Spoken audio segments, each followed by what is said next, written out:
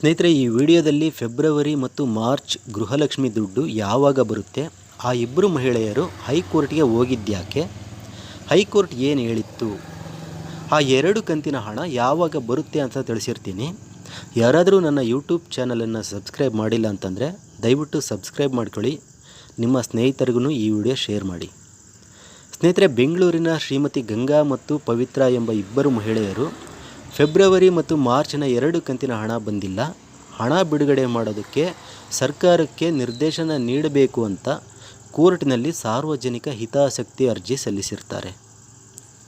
ಸ್ನೇಹಿತರೆ, ರಾಜ್ಯದ ನಾಗರಿಕರಿಗೆ ಆಯಾ ರಾಜ್ಯಗಳು ಕಲ್ಯಾಣ ಕಾರ್ಯಕ್ರಮಗಳನ್ನು ಒದಗಿಸುವುದು ಸರ್ಕಾರದ ಜವಾಬ್ದಾರಿ ಅಂತ ಸಂವಿಧಾನದಲ್ಲೇ ಹೇಳಿದೆ. ರಾಜ್ಯ ನೀತಿ ನಿರ್ದೇಶಕ ತತ್ವಗಳಡಿಯಲ್ಲಿ ಇಂಥ ಕಲ್ಯಾಣ ಕಾರ್ಯಕ್ರಮಗಳನ್ನು ಆಯಾ ರಾಜ್ಯಗಳು ತನ್ನ ನಾಗರಿಕರಿಗೆ ಒದಗಿಸ್ತಾ ಬಂದಿವೆ. ಇಂಥ ಕಲ್ಯಾಣ ಕಾರ್ಯಕ್ರಮಗಳನ್ನು ನೀಡುವುದು ರಾಜ್ಯದ ಕರ್ತವ್ಯ, ಹಾಗೆ ಅದನ್ನು ಪಡೆಯುವುದು ನಮ್ಮ ಸಂವಿಧಾನದ ಮೂಲಭೂತ ಹಕ್ಕು. ಆದರೆ ರಾಜ್ಯ ಸರ್ಕಾರ ಫೆಬ್ರವರಿ ಮತ್ತು ಮಾರ್ಚ್ ಈ 2 ತಿಂಗಳ ಗೃಹಲಕ್ಷ್ಮಿ ಹಣವನ್ನು ಇದುವರೆಗೂ ನೀಡಿಲ್ಲ. ಹಾಗಾಗಿ ಫಲಾನುಭವಿಗಳಿಗೆ ಸಂವಿಧಾನದ ಮೂಲಭೂತ ಹಕ್ಕಿನ ಉಲ್ಲಂಘನೆಯಾಗಿದೆ ಅಂತ ಕೋರ್ಟ್ ಮೆಟ್ಟಿಲು ಏರಿದ್ದಾರೆ. ಕೂಡಲೇ ಈ 1,26,00,000 ಫಲಾನುಭವಿಗಳೇನಿದ್ದಾರೋ ಅವರಿಗೆ ನೀಡಬೇಕಾಗಿರೋಂಥ ಸುಮಾರು 5,000 ಕೋಟಿಗಳಷ್ಟು ಹಣವನ್ನು ಎಸ್ಕ್ರೋ ಖಾತೆಗೆ ಜಮಾ ಮಾಡಬೇಕು, ಅದಕ್ಕೆ ಕೋರ್ಟು ನಿರ್ದೇಶನ ನೀಡಬೇಕು ಅಂತ ಸಾರ್ವಜನಿಕ ಹಿತಾಸಕ್ತಿ ಅರ್ಜಿ ಸಲ್ಲಿಸಿರೋದು. ಇದನ್ನು ನ್ಯಾಯಮೂರ್ತಿಗಳಾದ ಸೂರಜ್ ಗೋವಿಂದ್ ರಾಜು ಮತ್ತು ನ್ಯಾಯಮೂರ್ತಿ ಕೆ ಮನ್ಮಥರಾವ್ ಅವರಿದ್ದ ಪೀಠ ಒಂದು ನೋಟಿಸ್ ನೀಡುತ್ತೆ ಸರ್ಕಾರಕ್ಕೆ. ಅದೇನು ಅಂತಂದರೆ, ಫಲಾನುಭವಿಗಳಿಗೆ ನೀಡಬೇಕಾದ 5,000 ಕೋಟಿ ಹಣ ಯಾಕೆ ರಿಲೀಸ್ ಮಾಡಿಲ್ಲ ಅಂತ ರಾಜ್ಯ ಹಣಕಾಸು ಇಲಾಖೆಗೆ, ಮಹಿಳಾ ಮತ್ತು ಮಕ್ಕಳ ಅಭಿವೃದ್ಧಿ ಇಲಾಖೆಗೆ, ಪಂಚಾಯತ್ ರಾಜ್ ಇಲಾಖೆಗೆ ನೋಟಿಸ್ ನೀಡಿದೆ.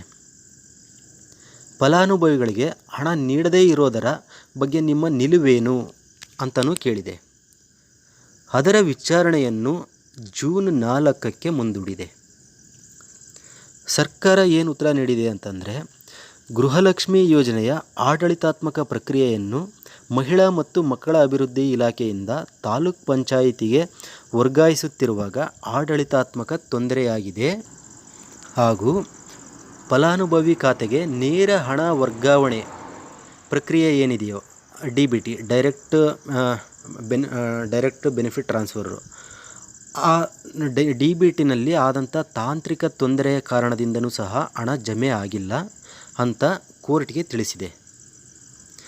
ಆದಾಗ್ಯೂ ಸಹ ಕೋರ್ಟು ವಿಚಾರಣೆಯನ್ನು ಮುಂದಿನ ಜೂನ್ 4ಕ್ಕೆ ಕಾಯ್ದಿರಿಸಿದೆ.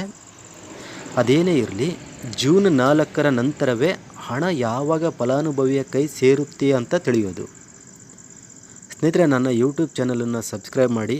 ನಮಸ್ಕಾರ. ಮುಂದಿನ ವಿಡಿಯೋದಲ್ಲಿ ಮತ್ತೆ ಸಿಗೋಣ.